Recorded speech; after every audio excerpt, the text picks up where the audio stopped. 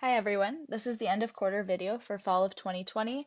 This is the Metacognitive Reflection project and my name is Olivia Gallagher.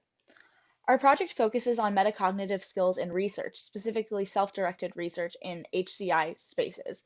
And the core obstacle that our users face is that self-directed research is very difficult. Metacognitive skills can help students perform the self-regulation necessary to conduct self-directed research effectively, which consists of planning, reflection or some sort of evaluation, and performance. So on the right, we can see a diagram that shows the cyclic nature of reflection. And in a nutshell, it's essentially reflecting on what you have done, making plans to improve that or to revise your approach in some way, and then reflecting on that revised approach again, and then kind of going back into that cycle. Our users are undergraduate researchers in the Design, Technology, and Research program at Northwestern, and these undergraduates are self-directing their own research in HCI projects. Our project goals include promoting the continuous and actionable reflection of students, connecting students to strategies practiced across the research communities, and modeling students' growth and development over time so that they can observe their progress. Going into last quarter's findings a little bit, we realized that students are able to recognize external feedback as metacognitive or practical. Now, what I mean by this is that students are able to separate different kinds of feedback as being important to them in different kinds of ways. So this is really important for this project because our unique approach relies on this external metacognitive feedback that is likely from a mentor to drive the reflective development in students. So from last quarter, we realized that after a mentor-student interaction, the student should filter out the metacognitive advice that a mentor may give them and then use that to reflect on their process. Due to the difficulty of separating different kinds of feedback in the interaction, the filtering should take place after the completion of the meeting. Now, once we recognize that students are able to separate different kinds of feedback from their mentors, then we wanted to incorporate the evaluation and revision phase of metacognitive reflection, meaning reflecting on this feedback and integrating it into a student's approach in different kinds of ways. So going into our desired outcome a little bit, we want students to reflect on their mentor's metacognitive feedback and use it to revise their approach. So we want them to reflect and then make a plan to be actionable. We want to measure this through accuracy and feasibility, which I won't get into what that exactly means. And this quarter, we also had a new focus on the root causes of our obstacles. And a lot of those really have to do with anxiety in confronting tasks or an unawareness of strategies practiced across the community or an unawareness of the benefits or the effectiveness of being a reflective student. We additionally saw some obstacles in mindfulness and being forgetful about certain plans a student might set out for themselves. And to address this, we provide a scaffolded, quick reflection and afterwards remind students about the plans that they made. So as an overview, after the interaction, students will highlight their mentor's metacognitive feedback, and they will be scaffolded through a set of questions to help them reflect. And then within that reflection, students will be prompted to write down an action item based on the feedback that they got. So they're asked to take a whole bunch of feedback and then reflect on what parts of their process that feedback relates to, and then to make a small action item that is achievable within the next few days to a week so that they can be actionable about how they're reflecting on this feedback. Within the reflection, students will be prompted to write those metacognitive action items based on that feedback, and then they're reminded about it when they ask to be reminded. So for some justification for that, we know that from previous projects, selecting action items isn't super effective, so we wanted students to write them themselves. So I've begun to prototype a Slack bot that guides a student through a set of reflective questions. So I will show you guys how it works. Basically, to start a reflection, you can simply type start reflection. And I'm just going to type some random answers here. Did my mentor give me any metacognitive feedback? Yes, she did.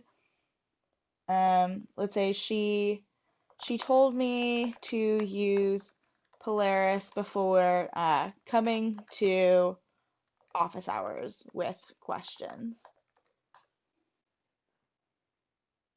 So I think that this is kind of related to help seeking, and it's also related to grit and growth, in my opinion, specifically how I am help seeking. So I'm just going to type in help seeking. I'm just going to type in some random answers for these two questions, how it helps address risks in my process and project. Let's say I will use Polaris on the obstacles of my design argument later before going to Mysore on Monday. And the nice thing about me writing it is I'm setting a specific plan for myself. So then it's going to ask me, when do I plan to do it? So I'm going to say, remind me in 10 seconds. And the reason I chose 10 seconds is because this is hard coded currently, because I haven't quite fleshed out the scheduled reminder feature, since parsing, human English can be a bit difficult. But that is essentially how this works. And then it's going to ask me in roughly 10 seconds, have you done? I will use Polaris on the obstacles of my design argument later. Yada, yada, yada. So that's how my prototype works so far. So for the prototyping, this is a fairly straightforward system diagram. I have my reflection bot, which is a simple Flask app, and to store user information and track which question a user on, I have used two MongoDB collections. And the second collection is to store the responses to specific questions. And for the scheduled reminders, I've used our queue workers, which operate in the background. The bot and the workers both communicate with the Slack API to post questions in a specific channel.